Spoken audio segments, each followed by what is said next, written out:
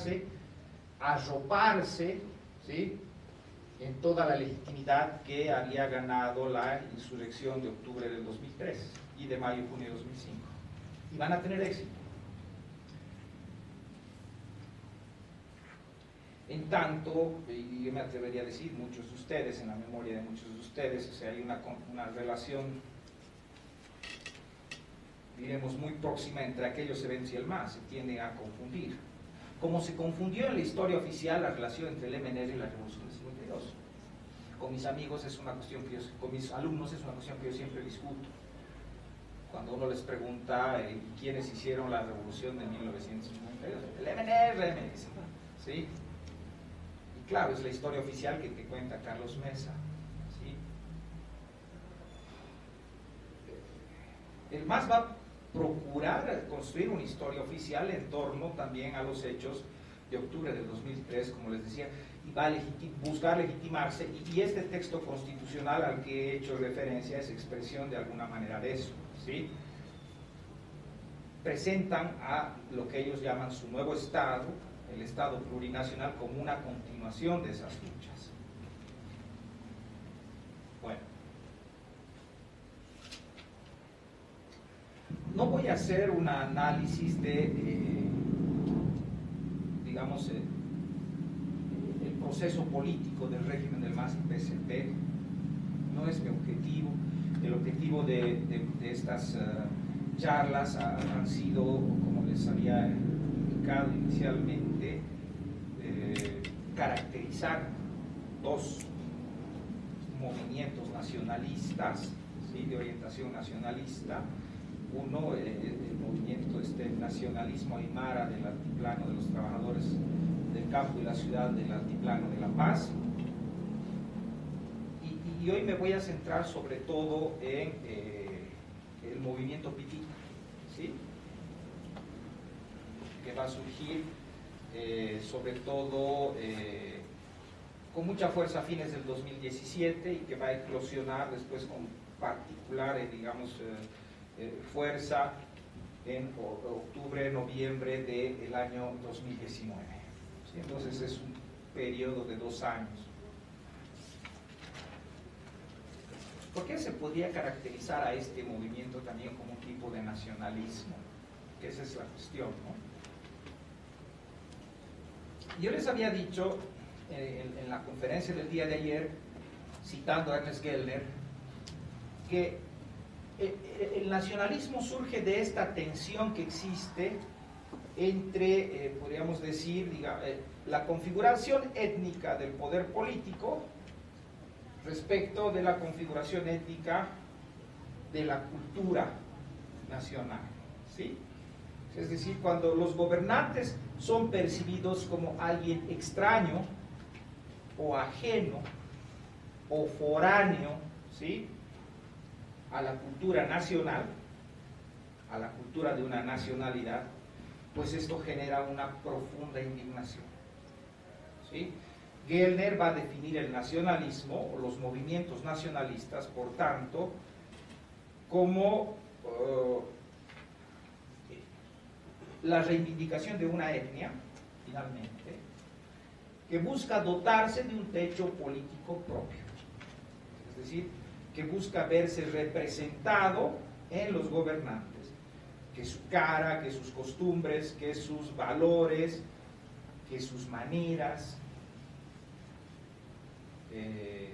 se vieran reflejadas en los gobernantes, ¿sí?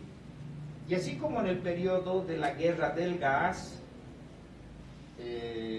los trabajadores aymaras del altiplano norte veían que Gonzalo Sánchez de Lozada y los gobernantes eran caras, ¿sí?, pelados que habían venido del extranjero, ociosos que vivían del trabajo ajeno, ¿sí?, así como habían visto a Goni como a un gringo, como a un chileno, ¿sí? Podemos decir que el movimiento pitita de 2017, del periodo 2017 y 2019, va a llegar a ver al gobierno de Evo Morales, perdón, ¿sí?, como a un gobierno ajeno a lo que ellos son, ¿sí? Entonces, en principio hay un conflicto interétnico, ¿sí?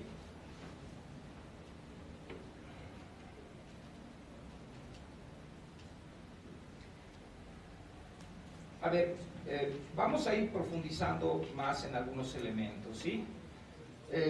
Como ustedes saben, el 21 de febrero de 2016 va a haber un referéndum, ¿no?, donde se va a preguntar si se puede modificar la Constitución de forma que se pueda habilitar, ¿sí?, al binomio Evo Álvaro García Linera para participar en elecciones. Es decir, ellos planteaban modificar este punto, pero el propósito era ese, ¿no?, que el binomio Evo Morales y Álvaro García Linera pudiese presentarse por una tercera vez a elecciones. Entonces la pregunta planteaba básicamente la posibilidad de hacer esa reforma. En el referéndum va a ganar el no, ¿no? Como ya es conocido por todos ustedes, Evo Morales fundamentalmente y Álvaro García Linera van a buscar hacer prevalecer su derecho humano, así lo van a presentar, a poder presentarse en las elecciones, ¿no? Y esto va a ser validado por el Tribunal Constitucional Plurinacional en diciembre del año 2017. Y bueno, va a ser sobre todo el desconocimiento de Evo Morales al referéndum del año 2016 lo que va a llevar a la emergencia de nuevas, podríamos decir, la manifestación de sectores que, al menos cuando uno hace un análisis de la historia larga del país, no habían sido, al menos, muy frecuentes en las calles, ¿sí?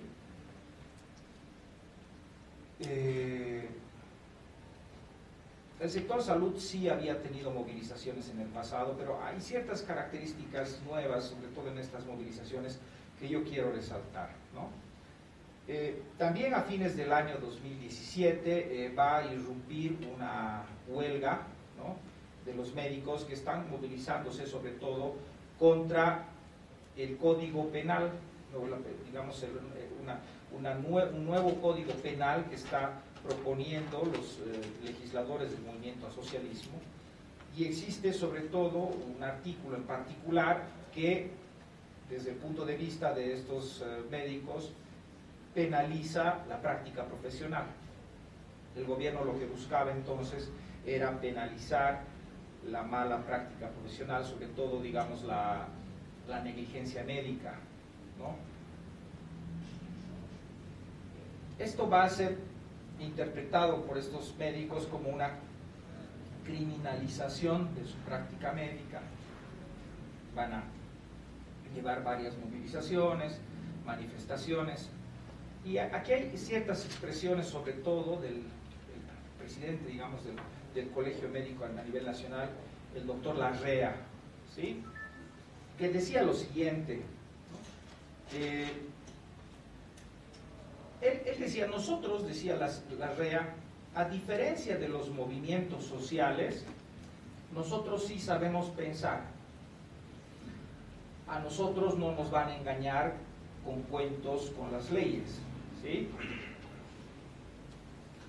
Nosotros sí sabemos leer, decía, ¿no? Entonces, es importante entender este aspecto porque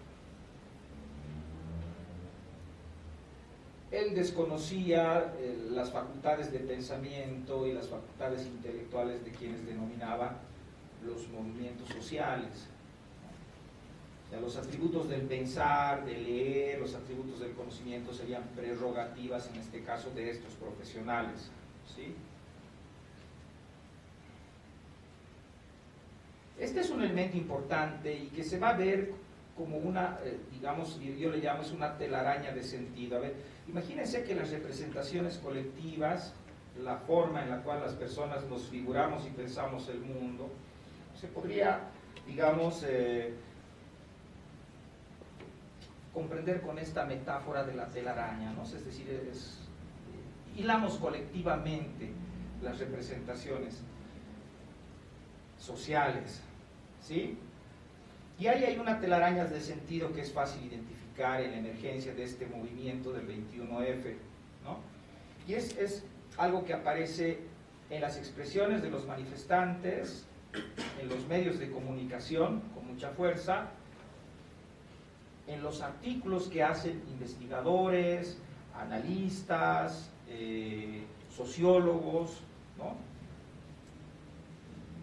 Que supone hacer esta fuerte asociación entre clase media, profesional, ¿sí?, y ciudadanía.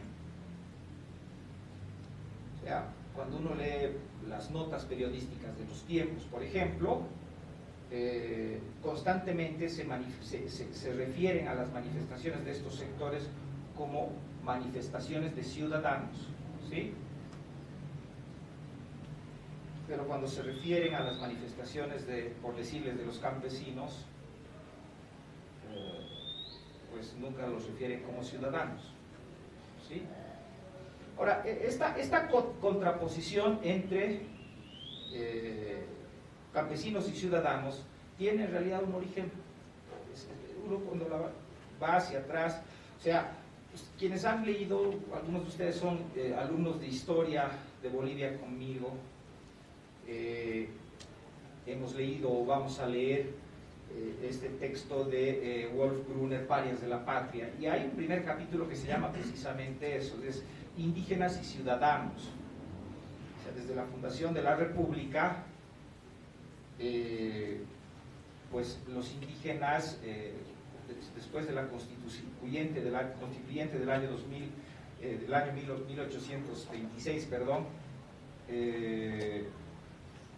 no van a adquirir la condición de ciudadanía, ellos no tienen derecho a votar, sí van a tener tampoco, o sea, no tienen derecho, perdón, a ser elegidos como autoridades, sí van a tener derecho a votar por un periodo de 10 años, después de esos 10 años se les va a quitar también el derecho de elegir a sus representantes por el hecho de que no sabían leer y escribir, ¿sí? Y bueno, esa condición se va a mantener con mucha fuerza hasta la Revolución del 52. Les leí el informe Kinley-Site al inicio de mi exposición del día de ayer, que decía justamente que el indio no es figura en las leyes, no tiene certificado de nacimiento, no tiene carnet de identidad, no tiene certificado de bautizo, no tiene certificado de nacimiento, no tiene certificado de función, es decir, desde el punto de vista legal el indio no existe, ¿sí? Bueno, este es un imaginario muy fuerte y es muy potente hasta hoy, ¿sí? Es decir, está en el subconsciente colectivo eso, y aparece con mucha fuerza, aparece representado en la prensa, aparece en la forma en la cual hablamos cotidianamente, esta diferenciación entre ciudadanos, por ejemplo, en este caso, ciudadanos y campesinos, ¿entienden? Es un viejo imaginario censitario ese, ¿no? O sea, es como que en las representaciones colectivas se reconoce la ciudadanía de determinados colectivos. En el caso del movimiento del 21F, ellos claramente representaban la cultura legítima, letrada, está vinculada a la cultura legítima, asociada con términos como sociedad civil, ciudadanía, etc., ¿no? En tanto, entonces uno se pregunta inmediatamente, claro, inmediatamente surge esto, ¿por qué a los campesinos no se los representa también como ciudadanos? ¿Sí? Bueno, entonces aquí hay una visión que está en el preconsciente, digamos, son esquemas prereflexivos, ¿ya? Está en la cabeza. Entonces es un primer aspecto que me llamó mucho la atención, ¿ya? Otro aspecto que me llamó la atención de estas manifestaciones era ciertamente este fuerte despliegue de la bandera nacional, ¿sí? En principio no solamente que ellos reivindicaban un tipo de ciudadanía especial, ¿qué es eso finalmente? Están reivindicando un tipo de ciudadanía especial, y se lo ve con mucha fuerza en las expresiones de los dirigentes del colegio médico, pero al mismo tiempo están reivindicando la bandera boliviana como expresión de esa ciudadanía, ¿sí?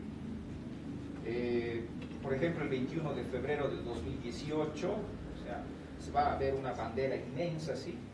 Que han hecho confeccionarios del movimiento 21F, es una bandera de Bolivia que tiene cuadras de cuadras, ¿sí?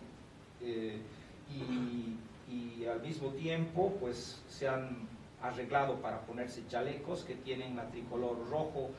Algunos ponen un chaleco rojo, otros un chaleco amarillo, otros un chaleco verde, ¿sí? Se han recaudado fondos para representar eso. Es decir, existe toda una, digamos, una profusa difusión de símbolos vinculados, digamos, con patriotismo, ¿sí? Entonces, eso no se va a ver solamente durante estas manifestaciones, digamos, elecciones del 2019, sino a lo largo de las manifestaciones del 2019. Ustedes van a recordar a los chicos con las capas, con sus banderas. Entonces, hay una fuerte reivindicación de lo que es Bolivia, y yo quería entender qué significado tenía para ellos esto, ¿sí? Y un tercer aspecto que sobre todo va a aparecer en las entrevistas es la reivindicación del mestizaje, ¿sí?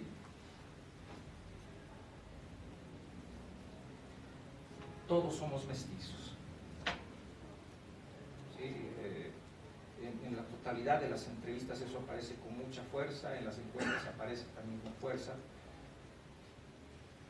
Quería hacerles inicialmente a ustedes, como ayer les he hecho, un pequeño sondeo para ver quiénes ponían como... ¿Hacemos el sondeo? ¿Bien? ¿Sí? A ver, hagamos, ¿sí? Hagamos. Quisiera que ahorita hagamos en un papel, me pongan eso, es decir, ¿cómo qué se identifican? ¿Como mestizos? ¿Como de origen indígena? ¿Sí? Van a poner así, origen indígena, mestizos, y si ninguno, pues ninguno. Sí, esas tres opciones. En un pedacito de papel, ¿ya?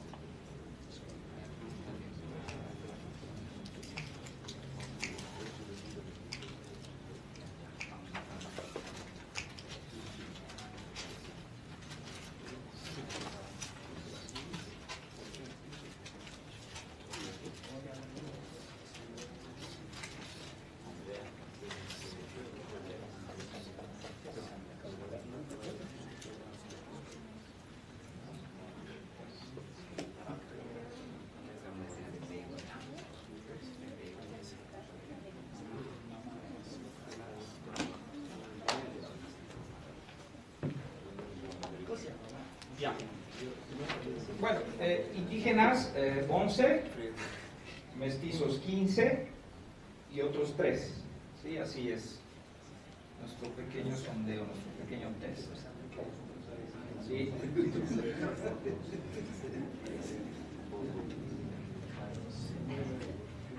Bueno, estos ejercicios son útiles porque los permite a ustedes introducir. Lo que quiero decir es que esta problemática es nuestra. Pues estamos metidos en el problema, quiero decirles. ¿Sí?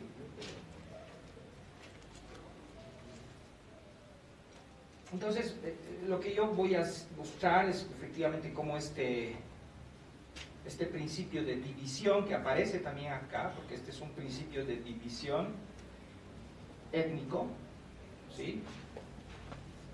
El mestizaje es una etnicidad, ¿sí? En las entrevistas y en las encuestas aparece esto con mucha fuerza,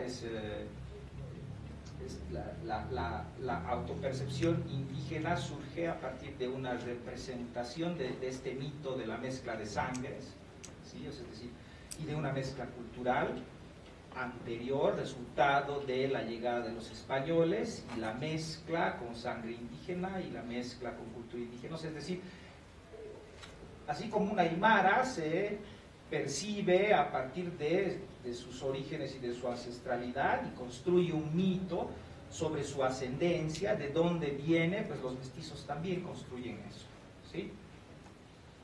Y claro, eso está muy asociado ciertamente con las condiciones sociales de existencia de estas personas, que es sobre lo que voy a hablar después. Pero en principio quiero adelantar esto para efectivamente señalar que este principio de división interétnico, ¿sí?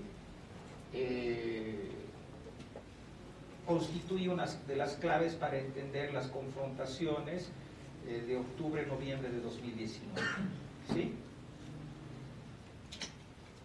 Pero bueno, antes de captar esto, o sea, me parece fundamental referirme a esto que había mencionado antes. O sea, había dicho, el mestizaje se configura dentro de determinadas condiciones sociales de existencia. Y ahí viene esto de la clase y la etnia, que es sobre lo que he hablado ayer también, ¿sí?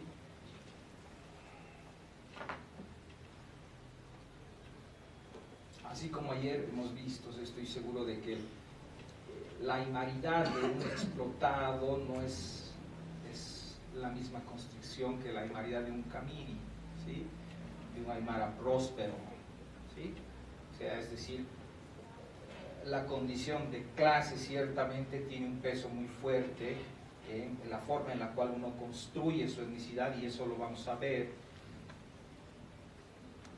En el caso del mestizaje, pues la formación, su formación histórica está muy estrechamente relacionada con esto que yo llamo la clase media, ¿sí?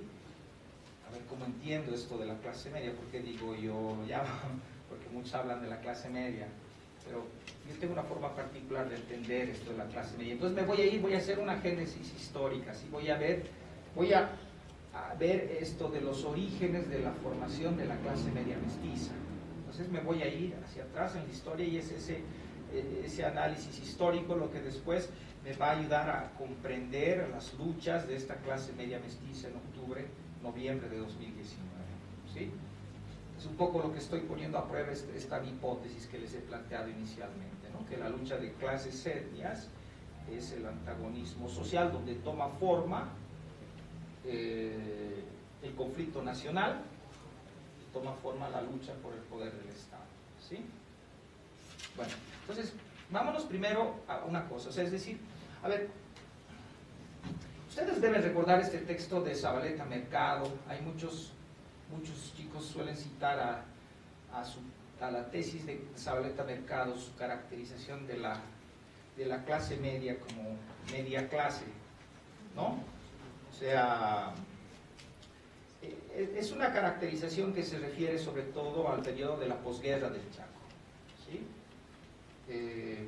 Él dice que los sujetos individuales priman sobre el colectivo, no tiene un carácter, no tiene una forma específica, se refiere mucho a este carácter informe de la clase media. En este libro que estoy haciendo yo hago una observación a esta caracterización que hace Zavaleta. En tanto, él se refiere a un periodo en el que efectivamente no se podía hablar de una clase media constituida, ¿sí? O sea, en realidad Zavaleta Mercado está captando a estos sectores que están formados. ¿Quiénes son? A ver, en las estadísticas, ¿como qué aparece? ¿No? Son maestros, ¿sí? Profesores universitarios, ¿sí? Funcionarios públicos, empleados profesionales de las oficinas de empresas privadas, ¿no? O sea, se refiere a estos sectores. Y claro, o sea, James Malloy te dice, por ejemplo, en su libro La Revolución Inconclusa, que no se podía hablar de una clase media propiamente dicha, en tanto este grupo social no tenía conciencia clara de cuáles eran sus intereses, ¿sí? No se veía una acción, digamos, colectiva, como de clase media. Entonces, en la primera década del siglo XX, por ejemplo, cuando Walter Guevara Arce te habla de la clase media, te dice que era clientela política de la vieja oligarquía. Almaraz, al referirse, cuando hace una descripción de la estructura del poder, te habla de que ocupan los lugares intermedios entre, o sea, digamos, ahí tienes la cúspide de la estructura del poder, están los grandes mineros, ahí vienen después los bufetes de abogados, y ahí vas a ver toda una capa media formada por abogados, funcionarios públicos, periodistas mal pagados. Entonces, coloca a este estrato medio, ¿sí? Y bueno, esta caracterización coincide un poco con esta visión que hace justamente Guevara Arce, ¿no? En el sentido de que pues estaban articulados con la oligarquía, eran, digamos, de alguna manera, en una versión menor, venían de aquel grupo social. Zavaleta va a hablar de los parientes pobres de la oligarquía al referirse justamente a los cuadros del MNR, ¿sí? Entonces, para hablar de la existencia de una clase, es insuficiente hacer una caracterización de sus condiciones objetivas de existencia. Es decir, como objetivamente estas categorías de profesionales o personas inmiscuidas en el saber letrado, digamos, muchos de ellos asalariados de bajo rango, ¿no? Objetivamente existían. Malloy te